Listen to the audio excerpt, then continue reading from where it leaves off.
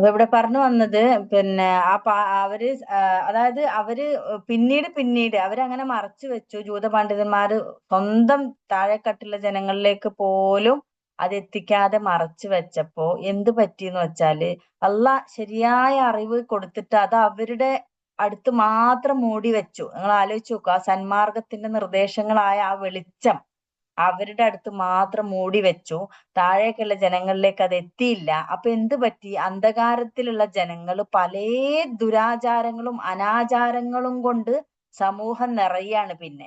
കാരണം ചെയ്യുന്നതൊക്കെ തെറ്റ്. കാരണം ശരിയായ വെളിച്ചം അവര് മാത്രം പിടിച്ചു വെച്ചിട്ട് എന്താ വെളിച്ചം അവർക്ക് കിട്ടുന്നില്ല. അങ്ങനെ സമൂഹം മൊത്തം ഈ അനാചാരങ്ങൾക്ക് ഈ ദുർമാർഗങ്ങൾക്കൊക്കെ വഴിപ്പെട്ടിട്ടും ഈ പണ്ഡിതന്മാര് എന്ത് ചെയ്ത്, പുരോഹിതന്മാര് അവരുടെ ആ സ്ഥാനം നിലനിർത്താൻ, ഒരു പക്ഷെ ഇനിയിപ്പോ ജനങ്ങളിലേക്ക് ഇറങ്ങിക്കഴിഞ്ഞാൽ തങ്ങളുടെ സ്ഥാനം, അതായത് അതിനെതിരെ പറഞ്ഞാൽ, ഇപ്പൊ നമുക്കറിയാലോ, ഇപ്പൊ ഒരു സമൂഹത്തിൽ ഒരു വലിയൊരു ദുരാചാരം നടമാടിക്കൊണ്ടിരിക്കുമ്പോ എതിരെ ശബ്ദിക്കുമ്പോ ആളുകൾ അയാളെ മാറ്റി നിർത്തപ്പെടൂല്ലേ? ഭയങ്കര ഒരു ജിഹാദാണത്. സമൂഹത്തില് ഇങ്ങനെ വേര് പറ്റിയ ഒരു അനാചാരത്തെ ഇല്ലാതാക്കാൻ പണിയെടുക്കുക എന്ന് പറയുന്നത് ചെറിയ പണിയല്ല അത്. അപ്പൊ എതിരെ ഒരാൾ ശബ്ദിച്ചാൽ അയാളെ ആളുകൾ തട്ടും. അയാളെ സമൂഹത്തിൽ നിന്ന് പുറത്താക്കുന്ന രീതിയാണ് ഉണ്ടാവുക. അപ്പൊ അതുപോലെ ഇങ്ങനെ സമൂഹം മൊത്തം ഈ അനാചാരങ്ങൾ കൊണ്ടും ദുർമാർഗങ്ങളും നിറഞ്ഞിട്ടും ഈ പണ്ഡിതന്മാർ അവരുടെ സ്ഥാനം സ്വീകാര്യതയൊക്കെ നിലനിർത്താൻ വേണ്ടിയിട്ട് അതിനൊക്കെ മൗനമായിട്ട് അനുവാദം കൊടുത്തു. കണ്ടുകൊണ്ട് തന്നെ ആ അനുവാദ പത്രം നൽകുകയാണ് ചെയ്തത്. അപ്പൊ ഇവിടെ അള്ളാഹ് മുന്നറിയിപ്പ് കൊടുക്കുകയാണ്, ഈ അപരാധത്തിൽ നിന്ന് ഇന്ന് സമൂഹത്തിൽ ഗ്രന്ഥം പിടിച്ചു നിൽക്കുന്ന ആളുകൾ ആരാണ്? മുസ്ലിം ഉമ്മത്താണ്.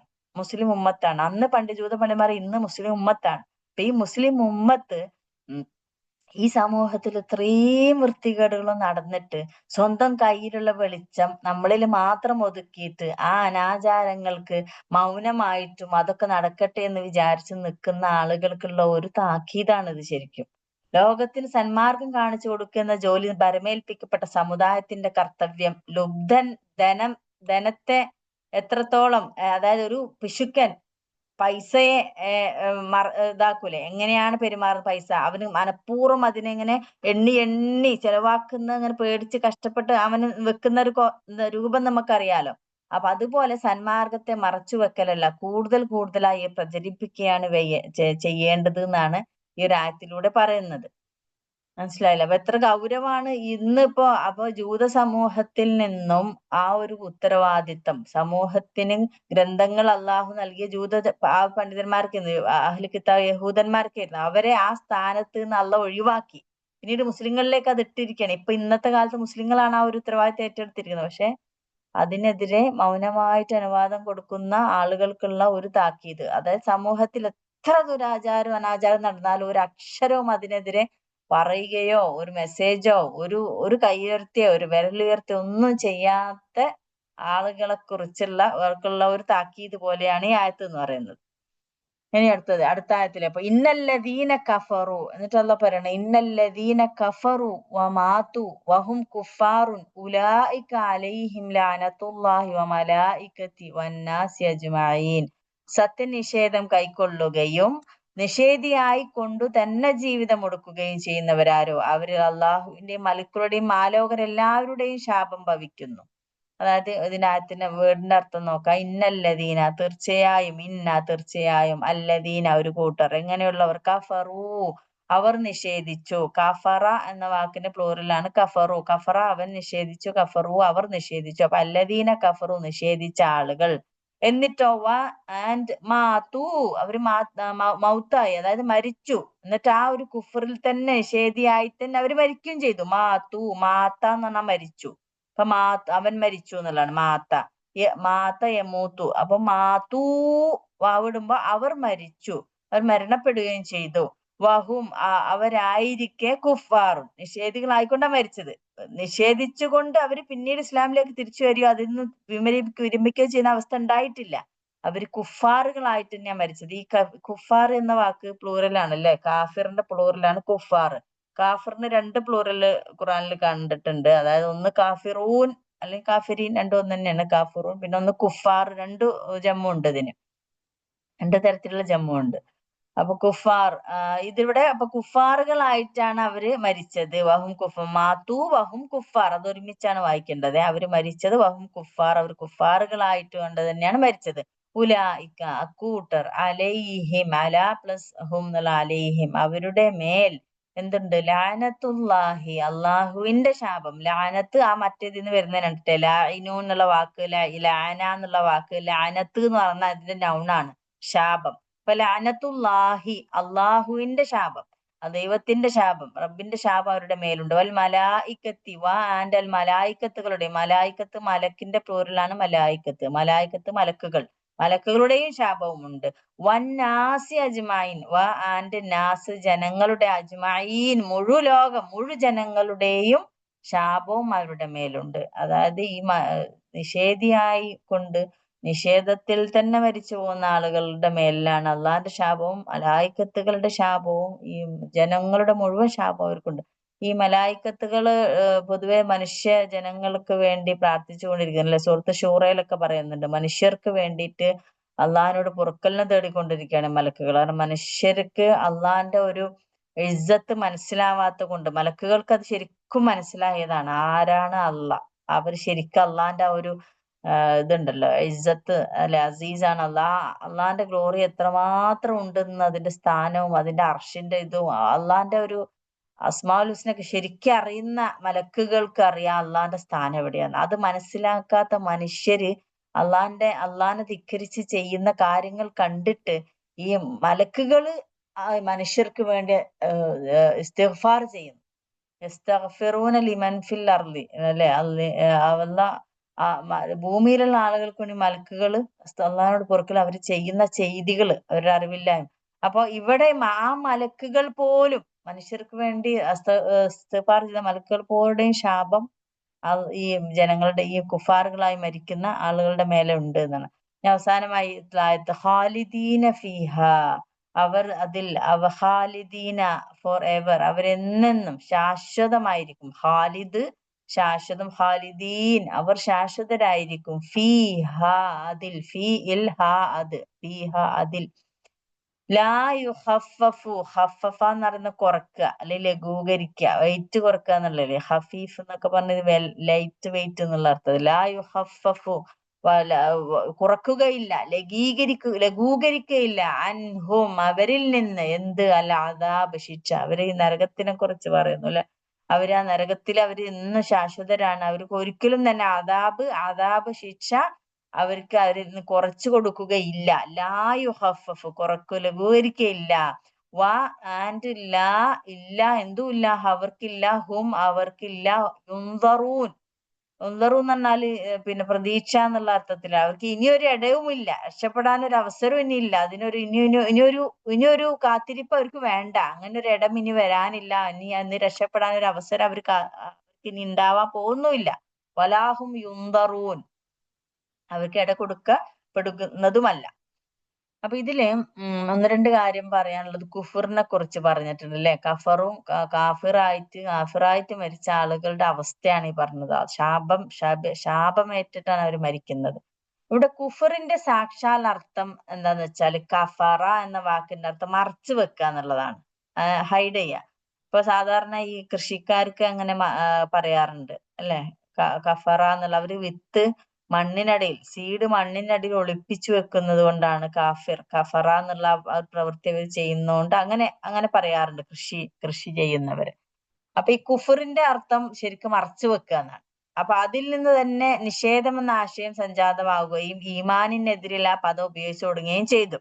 അപ്പൊ അത് എന്ന് പറയുന്നത് നിഷേധിച്ചു എന്നുള്ള അർത്ഥത്തിൽ നിന്ന് ഈമാനിന്റെ ഓപ്പോസിറ്റ് ആയിട്ട് ഈ വാക്കിനെ ഉപയോഗിക്കുന്നത്. അതായത് ഈമാനിന്റെ അർത്ഥം എന്ന് പറഞ്ഞാല്, ഈമാൻ ആമന എന്നറിയാലോ അല്ലെ, ആമന വിശ്വസിച്ചു, ആമന യുമിനു മുഅ്മിൻ, നമ്മൾ വിശ്വാസി എന്നൊക്കെ വന്ന വാക്ക് ആമന, ഈമാൻ, ഇതൊക്കെ ഒരേ ഇതാണ്. ഈമാൻ വിശ്വാസം, ആമന എന്നുള്ളതിന്റെ തന്നെ നൗണാണ് ഈമാൻ, വിശ്വാസം. ഈമാനിന്റെ അർത്ഥം എന്ന് പറഞ്ഞാൽ സമ്മതിക്കുക, സ്വീകരിക്കുക, അംഗീകരിക്കുക. അതായത് ഒരു കാര്യം നമ്മൾ അങ്ങോട്ട് ഉള്ളിലേക്ക് ഉള്ളിലങ്ങ് അതിനെ അംഗീകരിച്ചു, ഞാൻ അതിനുള്ളിലേക്ക് എടുത്തു, അത് ഞാൻ സമ്മതിച്ചു, വിശ്വസിച്ചു എന്ന് പറയുന്നത്.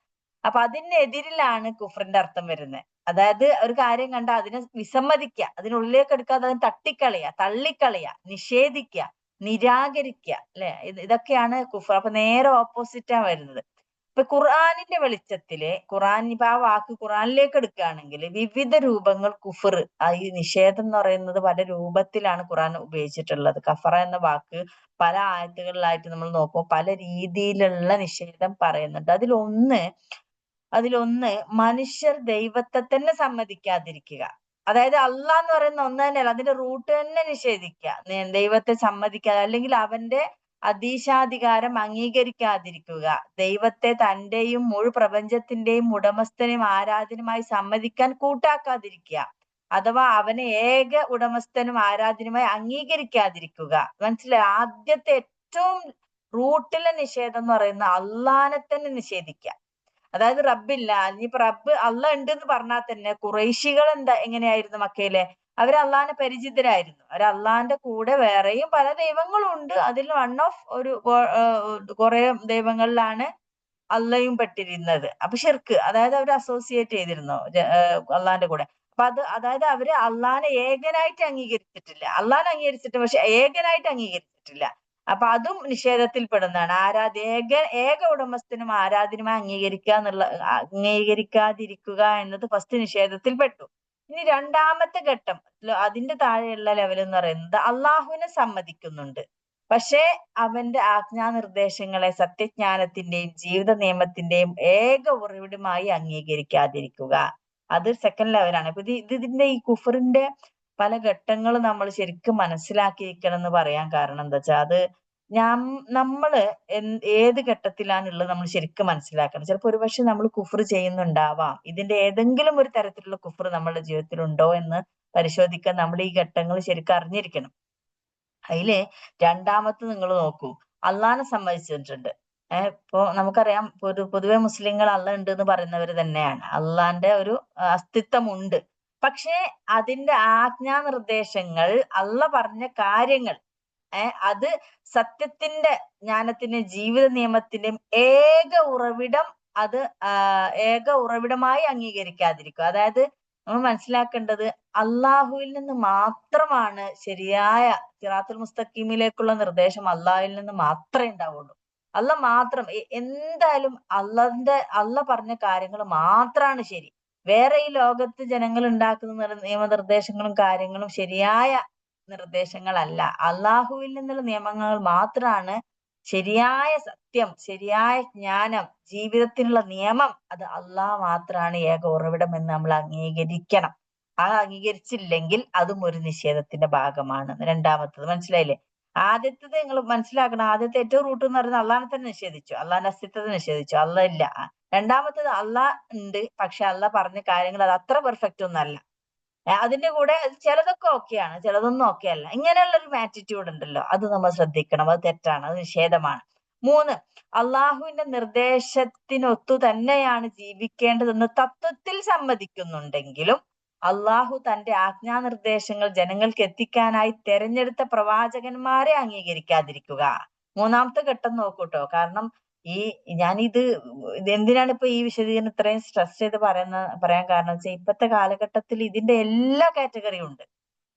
ഫ്രം എന്താ പറയുക, നാസ്തികത എന്ന് പറഞ്ഞാൽ ദൈവമേ ഇല്ല, അത് ഏറ്റവും റൂട്ടിലെ നിഷേധം. പിന്നെ അത് കഴിഞ്ഞിട്ട് പറയുന്നവരുണ്ട് അള്ളാഹൊക്കെ ഉണ്ട്, പക്ഷെ അള്ളാഹ് പറയുന്ന നിയമങ്ങള് അന്നത്തെ കാലത്ത്, ഇപ്പോഴത്തെ ഇസ്ലാമിൽ ഉള്ള നിയമങ്ങൾ ഔട്ട്ഡേറ്റഡ് ആണ്. അത് അന്നത്തെ കാലത്ത് ഓക്കെ, ഇന്നത്തെ കാലത്ത് അത് ഓക്കെ അല്ല എന്ന് പറയുന്ന ആളുകൾ എന്താ നിഷേധിക്കുന്നത്? അള്ളാഹിന്റെ നിയമനിർദ്ദേശങ്ങൾ മാത്രം ഏക ഉറവിടം അംഗീകരിക്കുന്നില്ല. അത് മാത്രമാണ് ശരി, അത് മാത്രം ഫോളോ ചെയ്താലേ ശരിയായ മനുഷ്യന്റെ ജീവിതമാവുന്ന അംഗീകരിക്കാത്തവരാണ് ഒരുപാട് ആളുകൾ. പക്ഷേ അവർ അള്ളാഹിനെ അംഗീകരിക്കുന്നുണ്ട്. അപ്പൊ അത് സെക്കൻഡ് ലെവലാണ്. ഇനി മൂന്നാമത്തെ ലെവൽ നിങ്ങൾ ആലോചിച്ച് നോക്കൂ. തത്വത്തിലെല്ലാം ഓക്കെയാണ്. തത്വത്തിൽ അള്ളാഹുവും അള്ളാഹ് നിർദ്ദേശിച്ച ഖുർആനിലൂടെ നിർദ്ദേശങ്ങളൊക്കെ ഓക്കെയാണ്. അത് തന്നെയാണ് ഏക ഉറവിടം, അത് തന്നെയാണ് ജീവിക്കേണ്ടതും. പക്ഷേ പ്രവാചകന്മാരെ അംഗീകരിക്കില്ല. പ്രവാചകന്മാരെ അള്ളാഹ് തെരഞ്ഞെടുത്ത റസൂലുകളെ അല്ലെങ്കിൽ നബിമാരെ അംഗീകരിക്കാതിരിക്കുക, അതും നിഷേധം തന്നെ. ഇനി നാലാമത്തത് നോക്കൂ. ഞാനിത് പറയാൻ കാരണം, ഇപ്പോഴത്തെ കാലഘട്ടത്തില് പ്രവാചകന്റെ ഹദീസുകൾ നിഷേധിക്കുന്ന വലിയൊരു കൂട്ടം വളർന്നു വരുന്നുണ്ടല്ലോ. ഹദീസ് നിഷേധം, ഹദീസിന്റെ ആവശ്യമില്ല, അള്ളയും ഖുർആനും മാത്രം മതി എന്ന് പറയുന്ന ആളുകളുണ്ട്. 4, പ്രവാചകന്മാരെ തരംതിരിച്ചുകൊണ്ട്. നാലാമത്തത്, പ്രവാചകന്മാരെ അംഗീകരിക്കുന്നുണ്ട് അവര്, പക്ഷേ അവരെ തരംതിരിച്ചു. പ്രവാചകന്മാരെ തരംതിരിച്ചുകൊണ്ട് സ്വാർത്ഥ താല്പര്യങ്ങളുടെയും പക്ഷപാതങ്ങളുടെ അടിസ്ഥാനത്തിൽ ചിലരെ സമ്മതിക്കുകയും ചിലരെ സമ്മതിക്കാതിരിക്കുകയും ചെയ്യും. അതിൽ ഏറ്റവും വലിയ തെളിവാണ് ക്രിസ്ത്യൻസ് അല്ലെ, ക്രിസ്ത്യാനികള് നമ്മുടെ മുഹമ്മദ് നബിയെ അംഗീകരിച്ചിട്ടില്ല. അപ്പൊ അതിന്റെ ഇടയിൽ പ്രവാചകന്മാരുടെ ഒരാളെ വലിയ സ്ഥാനം ഒരാൾക്ക് അത്ര സ്ഥാനം ഇല്ലാതെയും കൊടുക്കുന്നത് പറ്റില്ല. പിന്നെ ആമന റസൂൽ ബിമാ ഉൻസില ഇലൈഹി മിർ റബ്ബിഹിം സൂറത്തിലുണ്ട് അല്ലെ, എല്ലാ പ്രവാചകന്മാരെയും ഒരു പക്ഷപാതിത്വം ഡിസ്ക്രിമിനേഷൻ ഇല്ലാതെ അംഗീകരിച്ച ഒരേ ഒരു കൂട്ടർ മുസ്ലിങ്ങളാണ്. അവര് മുസ്ലിം ആവണമെങ്കിൽ അത് മസ്റ്റാണ്. പ്രവാചകന്മാരെല്ലാവരും അള്ളാഹുവിനെ വിശ്വസിക്കൽ. ഇനി അഞ്ചാമത്തെ നോക്കൂ. അഞ്ചാമത്തെന്ന് പറയുന്നത് ആദർശ വിശ്വാസങ്ങൾ, സ്വഭാവചര്യകൾ, ജീവിത നിയമങ്ങൾ എന്നിവയെ സംബന്ധിച്ച് ദൈവത്തിങ്കൽ നിന്ന് പ്രവാചകന്മാർ കൊണ്ടുവന്നിട്ടുള്ള ശിക്ഷണങ്ങളെ പൂർണ്ണമായോ ഭാഗികമായോ നിഷേധിക്കുക. അതായത് പിന്നെ ഈ നിർദ്ദേശങ്ങള് പൂർണ്ണമായിട്ടോ അല്ലെങ്കിൽ അല്ലാഹ് ഉണ്ട്, ഖുർആൻ ഉണ്ട്, പിന്നെ പ്രവാചകന്മാർ അംഗീകരിച്ചു. പക്ഷെ പ്രവാചകന്മാർ കൊണ്ടുവന്ന ജീവിത നിയമങ്ങളെ അത് കുറെ എല്ലാം ശരിയല്ല, ചിലർ പൂർണ്ണമായും ശരിയല്ല നിഷേധിക്കുന്നു, പക്ഷെ കുറച്ച് നിഷേധിക്കുന്നു. അങ്ങനെയുള്ള ഒരു നിഷേധമാണ് അഞ്ചാമത്തത്. 6, തത്വത്തിൽ അതെല്ലാം സമ്മതിക്കുന്നുവെങ്കിലും പ്രയോഗത്തിൽ ദൈവവിധികളെ മനഃപൂർവ്വം ലംഘിക്കുക. അത് അതിന്റെ പ്രാക്ടിക്കൽ വശം വരുന്നിടത്തിലാണ് നിഷേധം വരുന്നത്. തിയററ്റിക്കലി എല്ലാം അംഗീകരിച്ചിട്ടുണ്ട്. അള്ളാഹുണ്ട്, റസൂലുണ്ട്, ഖുർആൻ ഓക്കെയാണ്, ഹദീസ് ഉണ്ട്, നിയമനിർദ്ദേശങ്ങൾ എല്ലാം ഓക്കെയാണ്, ശരിയായ ജീവിതത്തിന് എല്ലാം വേണ്ടതാണ്. പക്ഷേ പ്രയോഗവൽക്കരണത്തിൽ അവർ തോറ്റുപോവാണ്. അവിടെ നിയമലംഘനം, ജീവിതം അവരുടേത് ആ ഒരു തത്വത്തിനനുസരിച്ചല്ല. അവര് നിയമലംഘനത്തിൽ വാശി പിടിക്കുകയും ഐഹിക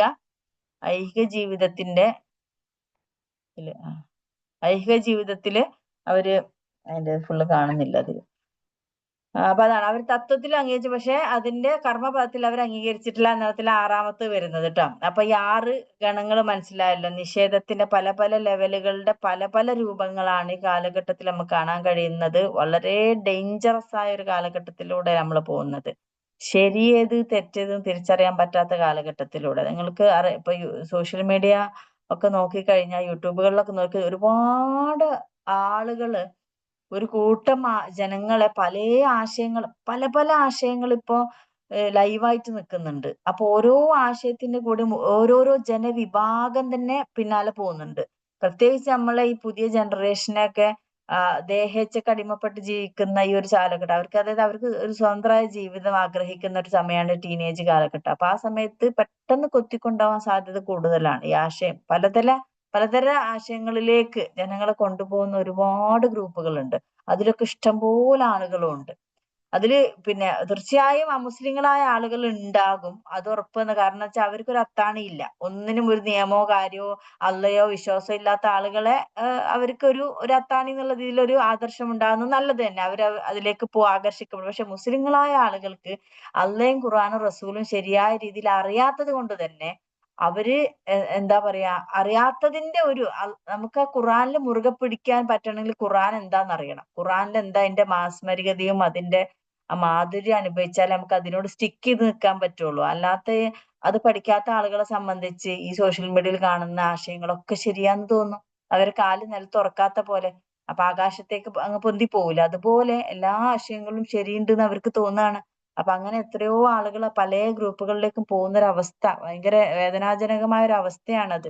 നമ്മുടെ മക്കളെയൊക്കെ അള്ള കാക്കട്ടെ. അത്ര കാലഘട്ടത്തിലാണ് നമ്മള് ജീവിച്ചുകൊണ്ടിരിക്കുന്നത്.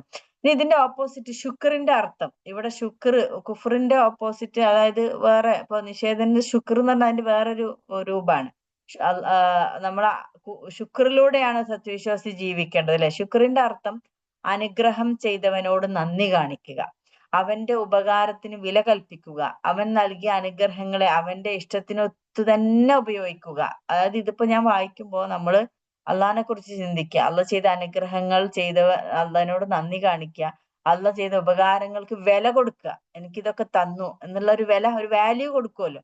അവൻ നൽകിയ അനുഗ്രഹങ്ങളെ അവന്റെ ഇഷ്ടത്തിനൊത്ത് ഉപയോഗിക്കുക. അപ്പൊ അള്ളാഹ് എന്തെങ്കിലും തന്നിട്ടുണ്ടെങ്കിൽ പൈസയായിട്ടും ആരോഗ്യമായിട്ടും പല രീതിയിലും നമുക്ക് കഴിവുകൾ തന്നിട്ടുണ്ട്, അത് അള്ളാഹിന്റെ ഇഷ്ടത്തിന് വേണ്ടി മാത്രം ഉപയോഗിക്കുക. അനുഗ്രഹം ചെയ്തവനോടുള്ള കൃതജ്ഞതാ വികാരം കൊണ്ട് ഹൃദയം നിബിഡമാക്കുക. അതായത് ഹൃദയത്തിൽ അള്ളാഹിനോടുള്ള നന്ദിബോധം കൊണ്ട് നിറക്കാൻ. ഇതിനെതിരിലുള്ള കുഫറിന്റെ അർത്ഥമാകട്ടെ ഉപകാരം ചെയ്തവന്റെ ഉപകാരത്തെ തന്നെ അംഗീകരിക്കാതെ സ്വന്തം യോഗ്യതയുടെയും മറ്റാരുടെയെങ്കിലും ഔദാര്യത്തിന്റെയോ ശിപാർശയുടെയോ ഫലമാണതെന്ന് ധരിക്കുക. അതായത് മനസ്സിലായില്ലേ? ഇപ്പൊ നമുക്ക് എന്തെങ്കിലും അനുഗ്രഹം കിട്ടിയിട്ടുണ്ടെങ്കിൽ ഒന്നിലേ അവർ വിചാരിക്കുക എന്താണ്, ഓ ഇത് എന്റെ കഴിവുകൊണ്ട് ഞാൻ കുറെ പരിശ്രമിച്ചു ഹാർഡ് വർക്കും ചെയ്തത് കൊണ്ടാണ് എനിക്കിത് കിട്ടിയത്. അല്ലെങ്കിൽ വിചാരിക്കുക എന്താവും, ഞാൻ മറ്റേ ആൾക്ക് അത് മറ്റേ ആള് എനിക്ക് ഉപകാരം ചെയ്തുകൊണ്ട് അദ്ദേഹത്തിന്റെ ഒരു കഴിവുകൊണ്ട് എനിക്ക് അത് കിട്ടി, അദ്ദേഹം അത് എനിക്ക് വേണ്ടി പരിശ്രമിച്ചു, എനിക്ക് വേണ്ടി അത് ചോദിച്ചു, ഇങ്ങനെ ആ ഒരു മനുഷ്യനിൽ എന്തൊക്കെയോ ഒരു നന്ദിബോധം തോന്നിയിട്ട് ആ മനുഷ്യന്റെ ഒരു കഴിവിലേക്ക് അതിനെ കണക്ട് ചെയ്യുക. അപ്പോ അങ്ങനെ അങ്ങനെ ഒരു വില കൽപ്പിക്കാതെ അള്ളാഹു നൽകിയ അനുഗ്രഹത്തെ അള്ളാഹുവിനോട് ശുക്ർ തോന്നാതെ മറ്റുള്ളവർക്ക് തോന്നുക. അപ്പൊ അഥവാ ദാതാവിന്റെ അഭീഷ്ടത്തിനെതിരായ രീതിയിൽ ഉപയോഗിക്കുക എന്നുള്ളത് വേറെ ഒരു തരം ശുക്രിന്റെ ഓപ്പോസിറ്റ് കുഫർ. അവന്റെ അനുഗ്രഹങ്ങൾ ആസ്വദിച്ചു കൊണ്ട് തന്നെ അവനോട് ധിക്കാരം പ്രവർത്തിക്കുക. അതായത് അള്ളാഹിന്റെ അനുഗ്രഹം കൊണ്ട് ശ്വാസവും വെള്ളവും ഭക്ഷണവും ഒക്കെ കഴിച്ചിട്ട് അള്ളാഹിനെതിരെ പ്രവർത്തിക്കുന്ന ആളുകൾ ധിക്കാരം തന്നെയാണ്. ഈ ഇനത്തിലുള്ള കുഫറിനെ നമ്മുടെ ഭാഷയിൽ ഉപകാരണ സ്മരണയില്ലായ്മ, നന്ദികേട്, കൃതജ്ഞത എന്നൊക്കെയാണ് പറയാനുള്ളത്. ഈ ഒരു നിഷേധം ഉണ്ടല്ലോ, ചെയ്ത അനുഗ്രഹങ്ങളോടുള്ള നിഷേധം, ഇതെനിക്ക് ആരും ചെയ്തതല്ല. അതായത് ഞാനിപ്പോ ഒരു സാധനം ഒരാൾക്ക് കൊടുത്താല് ആ കൊടുത്ത ആളോടൊന്നും ഇല്ലാതെ ഇതൊക്കെ എന്റേത് കൊണ്ട് കിട്ടിയതാണെന്ന്, നിങ്ങളുടെ മനസ്സിന് നല്ല നന്മയൊന്നും അല്ല എന്നുള്ള തരത്തിലുള്ള ഒരു ചിന്ത, ആ ഒരു തരത്തിലുള്ള നിഷേധത്തെ ഖുർആൻ ഉപയോഗിക്കുന്ന നന്ദികേട് എന്നുള്ള തരത്തിലാണ് പറഞ്ഞിരിക്കുന്നത്. അപ്പൊ ഇതില് ഈ ഒരു 4 ആയത്തല്ലെന്ന് പറഞ്ഞത്, അതിന്റെ കുറച്ചുകൂടി വിശദീകരണം പറയുകയാണെങ്കിൽ ഇവിടെ പൂഴ്ത്തിവെപ്പുകാർ എന്ന് പറഞ്ഞ വാക്കുണ്ടല്ലോ, ഇത് ബോധനത്തിൽ വിശദീകരണമാണ്. ഇപ്പൊ ഈ സ്ലൈഡിലുള്ളത് തഫീമുൽ ഖുർആനിൽ വിശദീകരണമാണ്. ഇതിൽ ബോധനത്തിൽ കുറച്ചും കൂടി ഡീറ്റെയിൽ ആയിട്ട് വിഷയത്തെ കുറിച്ച് പറയുന്നുണ്ട്. പൂഴ്ത്തിവെപ്പുകാർ എന്ന് ആരാണെന്ന് ഈ ആയത്തിൽ പറഞ്ഞിട്ടില്ല. ശരിക്കും ആയത്തിൽ അത് ഇന്നല്ലദീന യക്തുമൂന എന്ന് മാത്രമാണ് പറഞ്ഞത്. എങ്കിലും അതുകൊണ്ട് ഉദ്ദേശിക്കപ്പെട്ടത് പൂർവ്വവേദക്കാരിലെ പുരോഹിതന്മാരാണെന്ന് സന്ദർഭത്തിൽ നിന്ന് വ്യക്തമാണ്. അള്ളാഹു ദൃഷ്ടാന്തങ്ങളും സന്മാർഗ നിർദ്ദേശങ്ങളും അയച്ചു കൊടുത്തിട്ടുള്ളത് വേദക്കാർക്കാണല്ലോ. അത് ജനങ്ങളെ പഠിപ്പിക്കുകയും പഠിപ്പിക്കാതെ പൂഴ്ത്തിവെക്കുകയും ചെയ്യുന്ന അവരിലെ പുരോഹിതന്മാരാണ്. ദൃഷ്ടാന്തങ്ങളും സന്മാർഗ നിർദ്ദേശങ്ങളും എന്ന് പറഞ്ഞതിൽ അള്ളാഹു അറിയിച്ചു കൊടുത്ത എല്ലാ ജ്ഞാനങ്ങളും ഉൾപ്പെടുന്നുണ്ട്. പക്ഷേ ഈ സന്ദർഭത്തിൽ പ്രത്യേകം ഉദ്ദേശിക്കപ്പെട്ടിട്ടുള്ളത് അന്ത്യപ്രവാചകന്റെ ആഗമനത്തെയും കഅബ മന്ദിരം, സഫാ മർവ എന്നിവയുടെ വിശുദ്ധിയുടെയും സംബന്ധിച്ച് പൂർവ്വവേദങ്ങളിൽ വന്ന വചനങ്ങളാണ്. ഇതിനു മുന്നുള്ള ആയത്ത് നമ്മൾ പറഞ്ഞത് ഇന്ന സഫാ വൽ മർവത്ത എന്നുള്ളതായിരുന്നു കേട്ടോ. നമുക്ക് ഓർമ്മ ഉണ്ടോ കഴിഞ്ഞ ക്ലാസ്സിൽ? അള്ളാഹുവിന്റെ അടയാളങ്ങളാണ് സഫാ വൽ മർവ, എന്ന ഷായിരില്ല. അവരുടെയൊക്കെ മഹത്വം അള്ളാഹു പൂർവ്വവേദങ്ങളിലൂടെ അവരുടെ വാഹകരെ പഠിപ്പിച്ചിരുന്നു. പക്ഷേ ലോകത്തിന്റെ സന്മാർഗ നേതൃത്വം തങ്ങളിൽ നിന്ന് ഇസ്മായിൽ വംശത്തിലേക്ക് നീങ്ങിപ്പോകുന്നതിലുള്ള അസൂയയും പകയും കാരണം അവർ അത്തരം വേദവചനങ്ങളെയെല്ലാം മായ്ച്ചു കളയുകയോ തിരുത്തുകയോ ചെയ്തു. പുത്രബലിയെ പരാമർശിക്കുന്ന വേദവാക്യങ്ങളിൽ ബലിപുത്രൻ ഇസ്മായിലാണെന്നും മർവാ കുന്നിലാണ് ഇബ്രാഹിം അദ്ദേഹത്തെ ബലി കൊടുക്കാൻ സന്നദ്ധനായെന്ന് വ്യക്തമായി പറഞ്ഞിരുന്നു. ഇതില് നിങ്ങൾ പറഞ്ഞ മനസ്സിലായോ? ഇവര് ഈ ജൂത പണ്ഡിതന്മാര് അവരുടെ അടുത്താണല്ലോ അള്ളാഹ് ആദ്യമൊക്കെ വേദങ്ങൾ മൊത്തം അവതീർണമായത്. പിന്നീടാണ് പ്രവാചകൻ ഇസ്മായിൽ പരമ്പരയിൽ നിന്ന് പ്രവാചകനെ തെരഞ്ഞെടുക്കുന്നത്. അപ്പൊ അവര് നമ്മുടെ മുഹമ്മദ് നബി അംഗീകരിച്ചിട്ടില്ല. പക്ഷെ അവരുടെ കയ്യിൽ ഇബ്രാഹിം നബിയുടെയും ഈ സഫാ മർവയുടെയും അവിടെ നടന്ന ബലി കാര്യങ്ങള് ഇതിന്റെ ഒക്കെ തന്നെ എല്ലാ എല്ലാ സംഭവങ്ങളും വ്യക്തമായി പറഞ്ഞൊരു ഗ്രന്ഥം അവരുടെ കയ്യിലുണ്ടായിരുന്നു. അപ്പൊ യഹൂദർ, അതായത് ബലിപുത്രൻ ഇസ്മായിലാണെന്ന് പറഞ്ഞിട്ടുണ്ട്. മർവാ കുന്നിലാണ്, സഫാ മർവയിലെ മർവാ കുന്നിലാണ് ആ സംഭവം നടന്നത് എന്നൊക്കെ വ്യക്തമായി പറഞ്ഞിട്ടുണ്ട്. യഹൂദർ ബലിപുത്രൻ എന്ന ബഹുമതി ഇസ്ഹാക്കിലാണ് ആരോപിക്കുന്നത്. മനസ്സിലായില്ലേ? ശരിക്കും ഇസ്മായിൽ നബിയാണ് ബലി ചെയ്തിട്ടുള്ളത്. പക്ഷെ അവര് പറയുന്നത് ഇസ്ഹാക്ക്, സാറാ ബീവിയിലുണ്ടായ ഇസ്ഹാക്ക് നബി. ഈ കൃത്രിമം സാധൂകരിക്കുന്നതിന് വേണ്ടി ബലിസ്ഥലം മർവയാണെന്ന പരാമർശം വേദത്തിൽ നിന്ന് അവർ മായ്ച്ചു കളഞ്ഞു. നിങ്ങൾ ആലോചിച്ച് നോക്കൂ, അള്ളാഹ് ഈ ലോകത്തിന്റെ സൃഷ്ടാവായ അള്ളാഹ് ഉണ്ടാക്കിയ ഗ്രന്ഥത്തിലെ കുറെ കാര്യങ്ങൾ മാറ്റിമറിക്കുക എന്ന് പറയുന്നത് എന്തൊരു ധിക്കാരാണത്. അപ്പൊ അവര് മായ്ച്ചു കളയാണ്. ഈ അപരാധങ്ങളൊന്നും അവർ അറിയാതെ ചെയ്തു പോയതല്ല, സ്വാർത്ഥതയും ധിക്കാരവും മൂലം ചിന്തിച്ച് ഉറച്ചു ചെയ്തതാണ്. വേദത്തിലൂടെ അള്ളാഹു മനുഷ്യകുലത്തിന് വേണ്ടി വിശദീകരിച്ച സത്യങ്ങളിൽ കൈകടത്തുക ഒരു ചെറിയ കുറ്റമല്ല, വേദവാഹകർക്ക് ചെയ്യാവുന്ന ഏറ്റവും ഭയങ്കരമായ പാപമാണ്. വേദം നൽകപ്പെട്ടവരോട് അവരത് ജനങ്ങൾക്ക് വിശദമായി വെളിപ്പെടുത്തി കൊടുക്കണമെന്ന് അള്ളാഹു പ്രതിജ്ഞ വാങ്ങിയിട്ടുണ്ടായിരുന്നു. അള്ളാഹുവിനോട് ചെയ്ത ഈ പ്രതിജ്ഞയെ അവർ അറിഞ്ഞുകൊണ്ട് ലംഘിക്കുന്നവർ എങ്ങനെ അള്ളാഹുവിന്റെ ശാപത്തിന് ഇരയാവാതിരിക്കും? ഇവിടെ അള്ളാഹു ലാനത്ത് ശപിക്കുമെന്ന് പറഞ്ഞതിനകത്ത് അവർ തുലഞ്ഞു പോട്ടെ എന്ന് അള്ളാഹു പ്രായിക്കൊണ്ടിരിക്കുമെന്നല്ല, പ്രത്യുത ഒരു വിധത്തിൽ അല്ലെങ്കിൽ മറ്റൊരു വിധത്തിൽ അള്ളാഹു അവരെ പീഡിപ്പിച്ചുകൊണ്ടും അപമാനിച്ചുകൊണ്ടും ഇരിക്കുമെന്നതാണ്. ഇവിടെ ഈ അള്ളാഹുവിന്റെ ശാപത്തിനിരയായ സൂറത്തുൽ ഫാത്തിഹ ഇല്ലേ, സൂറത്തുൽ ഫാത്തിഹയിലെ ലാസ്റ്റ് ഇല്ലേ, ഗൈരിൽ മഗ്ദൂബി അലൈഹിം വലദ്ദാലിൻ നമ്മൾ പ്രാർത്ഥിക്കണ്ടല്ലോ, ഇഹ്ദിന സിറാത്തൽ മുസ്തഖീം, അള്ളാഹു ഞങ്ങളെ നേരായ മാർഗത്തിലേക്ക് നയിക്കണേ. സിറാത്തൽ ലദീന, എങ്ങനെയുള്ള മാർഗം, അല്ലദീന അൻഅംത അലൈഹിം, നീ അനുഗ്രഹിച്ചവരുടെ മാർഗം. ഗൈരിൽ മഗ്ദൂബി അലൈഹിം, പടച്ചവനെ പിന്നെ നിന്റെ ഹദബ്, ഹദബ് എന്ന് പറഞ്ഞാല് കോപം, അപ്പൊ ആ അദബിന് പാത്രമായവരുടെ മാർഗത്തിലല്ല ഞങ്ങളെ ആക്കേണ്ടത്, വലദ്ദാലിൻ വഴി പിഴച്ചു പോയവരുടെ മാർഗത്തിലുമല്ല. അപ്പൊ ഈ അദബിന് പാത്രമായ അള്ളാന്റെ കോപത്തിനും ശാപത്തിനും ഇരയായ കൂട്ടരെന്ന് പറയുന്നത് അവിടെ യഹൂദരാണ്. അവർ അള്ളാന്റെ ശാപത്തിന് ഇരയാവാനുള്ള കാരണം ഒന്നല്ല, ഒരു നിരന്തരം അള്ളഹാനോട് നന്ദികേട് കാണിച്ചതിന്റെ ഫലമായിട്ടാണ്. അതായത് ഏറ്റവും ആദ്യം നിങ്ങൾക്കറിയാം, അള്ളാഹ് അവരെ മൂസ അലൈഹി ഇസ്ലാമിന്റെ ഇതിൽ നിന്ന് രക്ഷപ്പെടുത്തി. മൂസ അലൈഹി ഇസ്ലാമിന്റെ കൂടെ ബനി ഇസ്രായേലായ അടിമകളായിരുന്ന ഫിറൗന്റെ ആ പീഡനത്തിൽ രക്ഷപ്പെടുത്തി. എന്നിട്ട് അവർ അള്ളാഹിനെ ധിക്കരിച്ച് മൂസ അലൈഹി സ്വലാം അള്ളാഹിന്റെ അടുത്ത് പോയപ്പോഴേക്കും അവർ പശുക്കുട്ടിയെ എടുത്ത് ആരാധിച്ചു. ഒന്നാമത്തെ ധിക്കാരം. പിന്നെ മഞ്ഞ സെൽവയും കൊടുത്തപ്പോ മതിയായില്ല, അവർക്ക് അത് പോരാ. ഇതുപോലെ അങ്ങനെ കുറേ പ്രാവശ്യം അള്ളാഹ് അവർക്ക് പുറത്തു കൊടുത്തിട്ടുണ്ട്. പിന്നെയും അവർ ധിക്കാരം. അതുകൊണ്ടാണ് അവസാനം ഒരുപാട് ഘട്ടങ്ങൾക്ക് ശേഷം അള്ളാഹിന്റെ ശാപം അവരിലേക്ക് വരുന്നത്. അപ്പൊ അവർ ചെയ്ത മറ്റൊരു തെറ്റും കൂടെ പറഞ്ഞില്ല, പൂഴ്ത്തി വെച്ചു. അപ്പൊ അള്ളാഹ് അവരെ എന്നിട്ട് പിന്നെ പീഡിപ്പിച്ചുകൊണ്ട് അപമാനിച്ചു കൊണ്ടിരിക്കുന്നു എന്നാണ് ഈ ശാപം കൊണ്ട്. അല്ല അവരെങ്ങനെ അള്ളാഹ് ഇങ്ങനെ കേഴ്സ് ചെയ്തിട്ട് ഇങ്ങനെ തുലഞ്ഞു പോട്ടെ എന്ന് പറയുന്നുള്ളതല്ല, അവരെ പിന്നീട് ഒരു പീഡിതരായ വർഗമായിട്ട് അപമാനിച്ചു കൊണ്ടിരിക്കുന്നതാണ്. ഈ ലോകത്ത് മനുഷ്യന് ലഭിക്കാവുന്ന ഏറ്റവും മഹത്തായ പദവിയും ദൈവാനുഗ്രഹവുമാകുന്നു വേദത്തിന്റെ വാഹകരും മനുഷ്യകുലത്തിന്റെ സന്മാർഗദർശകരുമായി നിയോഗിക്കപ്പെടുക എന്നത്. അങ്ങനെ നിയുക്തരായവർ വേദസത്യങ്ങളെ യഥാവിധി ജനങ്ങൾക്ക് വിശദീകരിച്ചു കൊടുത്ത് അവർ സന്മാർഗദർശനം ചെയ്യാതെ വേദവചനങ്ങളെ സ്വാർത്ഥലാഭങ്ങൾക്ക് വേണ്ടി പൂഴ്ത്തിവെക്കുകയും മാറ്റി എഴുതുകയും ജനങ്ങളെ അസത്യത്തിന്റെയും ദുർമാർഗത്തിന്റെയും അന്ധകാരങ്ങളിലേക്ക് നിഷ്കരണം തള്ളിവിടുകയും ചെയ്യുന്നുവെങ്കിൽ അതിൽ പരം ഘോരമായ പാതകം എന്തുള്ളൂ. ആർക്കെങ്കിലും ആരെയെങ്കിലും ശപിക്കാനുണ്ടെങ്കിൽ അതിൽ പ്രഥമർ ഇത്തരക്കാരല്ലാതെ മറ്റാരാണ്. അതായത് ഇത്രയും ഗുരുതരമാണ് അവർ ചെയ്യണമെന്നാ പറഞ്ഞത്. അപ്പൊ ശാപത്തിന് ആർക്കെങ്കിലും ഒരാളെ ശാപിക്കണമെങ്കിൽ ഇത്തരക്കാരെയാണ് ആദ്യം ശപിക്കേണ്ടത്. കാരണം അത്രക്കും വലിയ ഗൗരവമായ തെറ്റാണ് ഇത്. അള്ളാഹ് ഇറക്കിയതിനെ മറച്ചു വെക്കുക എന്ന് പറയുന്നത്, ജനങ്ങൾക്ക് പറഞ്ഞു കൊടുക്കാതെ. വേദസത്യങ്ങൾ മറച്ചു വെക്കുകയും മായ്ച്ചു കളയുകയും ചെയ്യുന്നവർ തങ്ങളോട് മാത്രമല്ല അതിക്രമം കാട്ടുന്നത്, ലോകത്തുള്ള സത്യാന്വേഷികളെയും സത്യം കണ്ടാൽ സ്വീകരിക്കാനും അനുസരിക്കാനും സന്നദ്ധതയുള്ളവരെയും മുഴുക്കെ അവർ ആക്രമിക്കുകയും ദുർമാർഗങ്ങളിലേക്ക് തള്ളിവിടുകയും ചെയ്തുകൊണ്ടിരിക്കുന്നു. ജനങ്ങളുടെ സന്മാർഗ ദർശനത്തിനായി അള്ളാഹുവിൽ നിന്ന് ദിവ്യബോധനങ്ങൾ കൊണ്ടുവന്ന മലക്കുകളുടെയും അത് ഏറ്റുവാങ്ങി പ്രബോധനം ചെയ്ത പ്രവാചക വര്യന്മാരുടെയും ദൗത്യങ്ങൾ അവർ പാഴാക്കുകയും തെറ്റിദ്ധരിപ്പിക്കുകയും ചെയ്തിരിക്കുന്നു. അതുകൊണ്ട് അള്ളാഹുവിന്റെ മനുഷ്യരുടെയും മാത്രമല്ല മലക്കുകളുടെയും ശാപത്തിന് അവർ അർഹരാകുന്നു. ഇപ്പൊ ഈ ആയത്തിൽ പറഞ്ഞില്ല അവസാനം, മലായിക്കത്ത് അവരുടെ മേലുള്ള ശാപം എന്ന് പറയുന്നത് എല്ലാനുമുല്ല ആയിനൂന് മാത്രമല്ല, പിന്നെ അവരുടെ മലക്കുകളും അവരെ ശപിച്ചിട്ടുണ്ട്. എന്നാൽ ഈ മഹാപാപം ചെയ്തവർക്ക് അള്ളാഹുവിന്റെ കാരുണ്യത്തിൽ ഇനിയും ഇടമുണ്ട്. അവിടെയാണ് ഇല്ലല്ലദീന താബു വാസ്ലഹു, പിന്നീട് നന്നായി തീർന്നവർക്ക് അള്ളാഹ് പുറത്തു കൊടുക്കുന്ന ആലോചിച്ച് നോക്കൂ. അവർ ഈ അന്ത്യപ്രവാചന പ്രബോധനം സ്വീകരിച്ച്, അതായത് മുഹമ്മദ് നബി വന്ന സമയത്ത് അവർക്ക് ആ നബിയിൽ വിശ്വസിച്ചാൽ അവർ മുന്നേ ചെയ്ത പാപങ്ങളെല്ലാം അള്ളാഹ് പുറത്തു കൊടുത്തേനെ, തൗബ ചെയ്തിട്ട് ശരിയായ പ്രവാചകനെ വിശ്വസിച്ചാൽ. പക്ഷെ അവര് വേദസത്യങ്ങൾ പൂഴ്ത്തിവെക്കുന്നതിൽ പിന്മാറുകയും സ്വന്തം കർമ്മജീവിതം സത്യസന്ധമായി സംസ്കരിക്കുകയും തങ്ങൾ പൂഴ്ത്തിവെച്ച വേദസത്യങ്ങൾ ജനങ്ങളോട് തുറന്നു പറയുകയും ചെയ്യണമെന്ന് മാത്രം. അതായത് അവർക്ക് ഇതിൽ നിന്ന് രക്ഷപ്പെടാനുള്ള ഒരു മാർഗം അള്ളാഹ് വീണ്ടും തുറന്നു കൊടുത്തതാണ്. അവര് ആദ്യം തൗബ ചെയ്യുക, പിന്നെ അവർ നന്നാവുക, പിന്നെ അവർ പൂഴ്ത്തിവെച്ച കാര്യങ്ങൾ ജനങ്ങളിലേക്ക് എത്തിച്ചു കൊടുക്കുക. അപ്പൊ പാപത്തിൽ നിന്ന് പിന്തിരിയാനും ജീവിതം സംസ്കരിക്കാനും തയ്യാറാകുന്നവരെ അള്ളാഹു ഇരു കരങ്ങളും നീട്ടി സ്വീകരിക്കും എന്നുള്ളത് വിശുദ്ധ ഖുർആൻ ആവർത്തിച്ച് പറഞ്ഞിട്ടുള്ള സംഗതിയാണ്.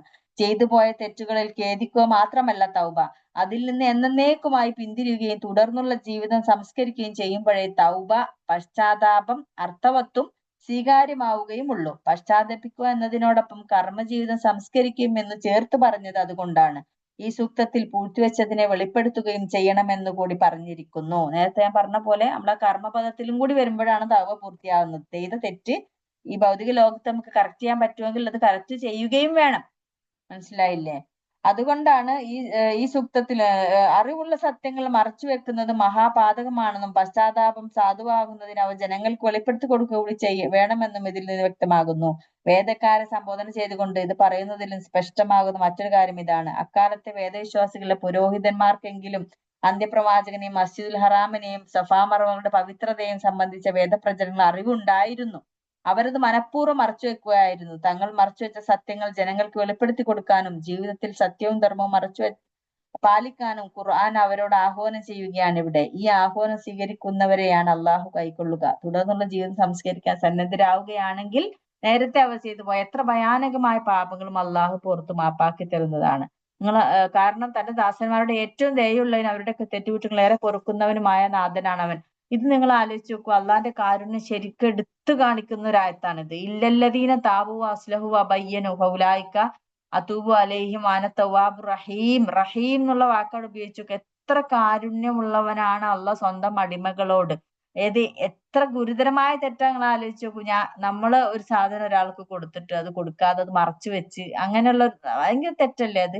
അപ്പൊ അള്ളാഹ് അങ്ങനെ ഇറക്കിയിട്ട് അത് മനഃപൂർവ്വം ആൾക്കാർക്ക് വേണ്ടി ഇറക്കിയതാണ്. ജനങ്ങൾക്ക് വേണ്ടി കൊടുക്കാൻ പറഞ്ഞ ഒരു സാധനത്തെ കൊടുക്കാതെ ഉള്ളിൽ വെച്ച ആ ഒരു തെറ്റ് പോലും പശ്ചാത്തപിച്ച് ആ തെറ്റിൽ നിന്ന് നമ്മൾ മുക്തരായി കഴിഞ്ഞാൽ, മുക്തരാവാൻ ഉദ്ദേശിച്ച കർമ്മപഥത്തിൽ കൂടി അത് ശരിയാക്കിയാൽ അള്ളാഹ് അതിനെ സ്വീകരിക്കുന്ന പറയുമ്പോൾ അള്ളാന്റെ കാരുണ്യം അല്ലാതെ വേറെ എന്താണത്? തവ്വാബ് അൻ റഹീം. എന്നാൽ ഇതൊന്നും ചെവികൊള്ളാതെ തങ്ങൾ തുടർന്നു പോകുന്ന സത്യനിഷേധത്തിലും അധാർമികതയിലും തന്നെ ഉറച്ചു നിൽക്കുകയും ആ നിലയിൽ തന്നെ ജീവിതത്തോട് വിട പറയുകയും ചെയ്യുന്നവർക്ക് യാതൊരുവിധ ദാക്ഷിണ്യവും ലഭിക്കുന്നതല്ല. ഇത് കഴിഞ്ഞിട്ടുള്ള ആയത്തിൽ പറയുന്നില്ലേ, ഇന്നല്ലദീന കഫറു വമാതു വഹും കുഫാർ. ഇത്രയും അള്ളാഹ് ഒരു ചാൻസ് കൊടുത്തു. നിങ്ങൾക്ക് സമയമുണ്ട്, നിങ്ങൾ പൊറുക്കലിനെ തേടിക്കോ, ഞാൻ പുറത്തു തരും. എന്നിട്ട് അത് ചെയ്യാതെ ഇതിൽ തന്നെ ഉറച്ചു നിന്നുകൊണ്ട് കാഫിറായി മരിച്ച ആളുകളുടെ കാര്യമാണ് ഈ അവസാനത്തെ ആയത്തിൽ പറഞ്ഞത്. എല്ലാനും മലായിക്കത്ത് എല്ലാവരും ശപിക്കുമെന്ന്. അപ്പൊ ആ നിലയത്തിൽ ജീവിതത്തിലൂടെ പറയുകയും ചെയ്യുന്നവർക്ക് യാതൊരുവിധ കാരുണ്യവും ലഭിക്കുന്നല്ല. അവർ അള്ളാഹുവിന്റെ ശാപത്തിനും കോപത്തിനും പാത്രമാവുന്നു. സത്യവും ധർമ്മവും ശരിക്കും മനസ്സിലാക്കിയ ശേഷം മനഃപൂർവ്വം എതിരെ നിലകൊള്ളുന്നവരാകിയാൽ സത്യപ്രബോധകരുടെ ശാപത്തിനും അവർ ഇരയാകുന്നു. ഇവിടെ പറഞ്ഞിട്ടില്ലേ വന്നാസി അജ്മായി എന്നുള്ളത്.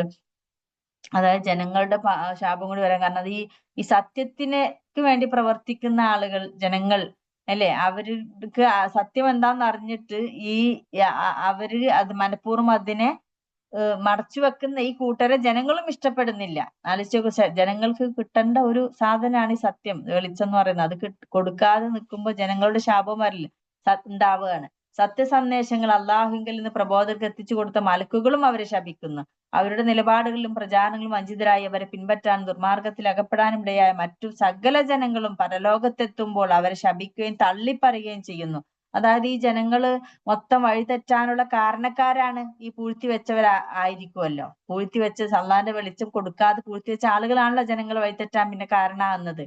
അപ്പൊ അതുകൊണ്ടാണ് ജനങ്ങളുടെ ശാപം കൂടി ഇവിടെ പരലോകത്ത് അവർക്ക് ഉണ്ടാവും. ഈ ശാപകോപങ്ങൾ അവരെ നിത്യ നരകത്തിന്റെ അടിത്തട്ടിലേക്ക് നിർദാക്ഷിണ്യം ചവിട്ടി താഴ്ത്തുന്നു. സ്വയം പാപം ചെയ്തു എന്നതോ പിഴച്ച വഴിയിലൂടെ സഞ്ചരിച്ചു എന്നതോ മാത്രമല്ല അവരുടെ കുറ്റം, മറ്റനേകരെ പാപത്തിലേക്കും ദുർമാർഗത്തിലേക്കും നയിച്ചവർ കൂടിയാണ് അവർ. അതുകൊണ്ട് അവർ പാരത്രിക ശിക്ഷയിൽ യാതൊരു ഇളവും അർഹിക്കുന്നല്ല. ഒരു വിട്ടുവീഴ്ചയും അവർ അള്ളാഹു കാണിക്കുകയില്ല. ഇവിടെ അവസാനത്തെ ആയത്തിൽ പറഞ്ഞില്ലേ, അവർക്ക് ഒരിത്തിരി പോലും അത് ലഘൂകരിച്ചു കൊടുക്കുകയില്ല ശിക്ഷയിൽ നിന്ന്. അവർക്ക് ഒരിടവും ആലാഹുന്തറൂ എന്ന് പറയുന്നതാണിത്. തങ്ങൾക്ക് ഭൗതിക ലോകത്ത് ജീവിക്കാൻ ഒരു അവസരം കൂടി നൽകണമേ തമ്പുരാനെ, എങ്കിൽ നിന്റെ വിധിവിലക്കുകൾ അക്ഷരം പ്രതി അനുസരിച്ചുകൊണ്ട് സത്യധർമാദികൾ പരമാവധി പാലിച്ചുകൊണ്ട് ജീവിച്ചു കൊള്ളാം നാഥാ എന്നിങ്ങനെ നരകത്തിൽ അവർ കേണുകൊണ്ടിരിക്കും. പക്ഷേ ഭൗതിക ജീവിതമാകുന്ന പരീക്ഷയ്ക്ക് ആർക്കും ഒരൊറ്റ അവസരം മാത്രമേ ലഭിക്കൂ. തോറ്റവർക്ക് അതിൽ വീണ്ടും പഠിച്ചും പരീക്ഷ എഴുതിയും ജയിക്കാൻ അവസരം ഉണ്ടാവില്ല. വേണ്ടവണ്ണം ജയിക്കാത്തവർക്ക് ഇംപ്രൂവ്മെന്റിനും അവസരം ലഭിക്കുകയില്ല. അതുകൊണ്ട് പരലോക വിചാരണ വരട്ടെ, അപ്പോൾ നോക്കാമെന്ന് കരുതി ആരും വഞ്ചിതരാകേണ്ട എന്നാണ് ഈ ആയത്തിനെ കുറിച്ച് പറയുന്നത്. അപ്പൊ ഇത് വളരെ ഗൗരവമായ 4 ആയത്തുകൾ 159 162 വരെ വളരെ ഗൗരവമായ ഒരൊറ്റ കാര്യമാണ് പറഞ്ഞത്. അള്ളാഹ് ഇറക്കിയ കാര്യങ്ങൾ ജനങ്ങൾ അന്ധകാരത്തിൽ നടക്കുന്നത് കണ്ടുകൊണ്ടിരിക്കെ നമുക്ക് സത്യം അറിയുമ്പോൾ നമ്മൾ അതിനെ വെച്ച് നടക്കുന്ന ആളുകളുടെ അതിൽ ഏറ്റവും പ്രകടമായ ജൂത പണ്ഡിതന്മാർ ചെയ്ത ഒരു സ്വഭാവം. അപ്പൊ ഇന്നും മുസ്ലിം ഉമ്മത്തിലും നമ്മളില്ലേ അറിഞ്ഞുകൊണ്ട് ഇതിനെ മറച്ചു വെക്കാൻ ഇത്രയും ഗൗരവമായിട്ട് അതിനെ കണ്ടിരിക്കുന്ന ആളുകളാ. പക്ഷെ അവർക്കും അള്ളാഹുവിന്റെ കാരുണ്യം ഇവിടെ കാണുന്നുണ്ട്. എന്നിട്ട് ആ കാരുണ്യം ഉപയോഗപ്പെടുത്താതെ ഇസ്തിഗ്ഫാർ ചെയ്യാതെ തൗബ ചെയ്യാതെ ഇരിക്കുന്ന ആളുകളുടെ അന്ത്യം എന്താണെന്ന് പറഞ്ഞിട്ടാണ് ഈ ആയത്ത് അവസാനിച്ചിരിക്കുന്നത്. അള്ളാഹു ഇത്തരം അതായത് അങ്ങനെ അള്ളാഹ് നമുക്ക് ഇറക്കിത്തന്ന ഈ ഗ്രന്ഥത്തിലെ ഈ വെളിച്ചം ജനങ്ങൾക്ക് എത്തിച്ചു കൊടുക്കാനും നല്ല പ്രബോധകരായി മാറാനും അള്ളാഹു നമുക്ക് തൗഫീക്ക് നൽകുമാറാകട്ടെ. سبحانك اللهم بحمدك أشهد أن لا إله إلا أنت أستغفرك وأتوب إليك سبحان ربك رب العزة عما يصفون وسلام على المرسلين والحمد لله رب العالمين بسم الله الرحمن الرحيم والعصر إن الإنسان لفي خسر إلا الذين آمنوا وعملوا الصالحات وتواصوا بالحق وتواصوا بالصبر